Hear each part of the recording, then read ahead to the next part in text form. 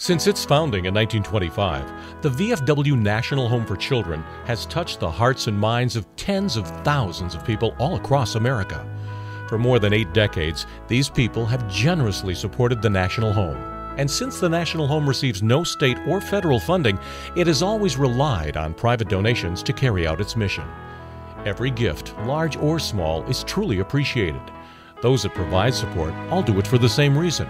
They wish to honor those that have served our country by doing what they can to ensure the National Home continues to provide help and hope for families of our veterans and active duty military. Sometimes a gift comes packaged in a bequest. Other times, it comes packaged in desire to make a difference. Still others come in sadness that creates light for so many others. We're Doug and Joanne Blake, and we'd like to share a little bit about how we became involved with the VFW National Home for Children. We learned of the death of our son, Private Joseph Blake, on August 17, 2006.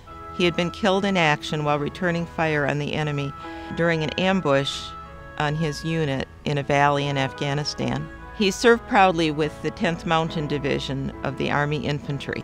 We knew as a result of his death that we would receive death benefits and insurance money, and we determined right from the very beginning that that money would be used for a charity to benefit military families. We had to find an organization to recommend as a military charity for memorials for Joe's funeral. So I called the VFW Lansing office, and the person I talked to there, I asked him if he knew of any charities that would help families and children of military members. He told me about the VFW National Home for Children, told me about the website, and after I had talked to him, Doug and I decided that we would investigate that after the funeral was over. After the funeral, I got online and started looking into the VFW National Home for Children website and printed everything out and reviewed everything and determined that this was the kind of organization that we could very well want to support. So we contacted the home and arranged for a visit to the campus. And there we saw what we thought was exactly what we wanted to support.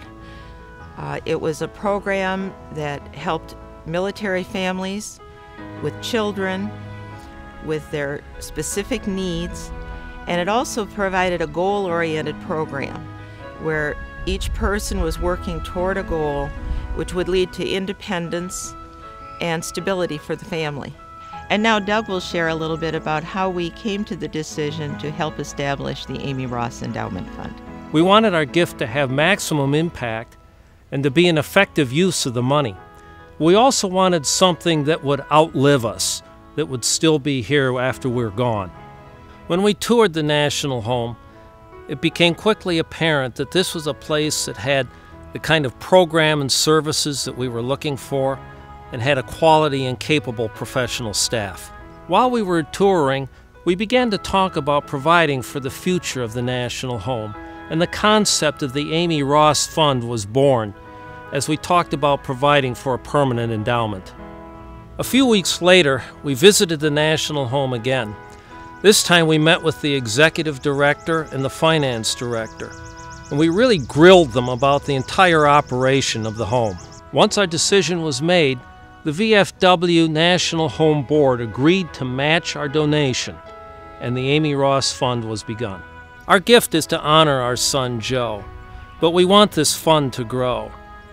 We chose the name Amy Ross so that it would have a broad appeal to many people that would want to support the work here at the National Home. Major support from General Motors and the UAW have provided much-needed facilities. Joe volunteered for the duty that he had on the day he was killed. When I took him to the airport, his stride was determined and resolute as he walked in. It was the last time I saw him. We're proud of him, we honor him, and we miss him.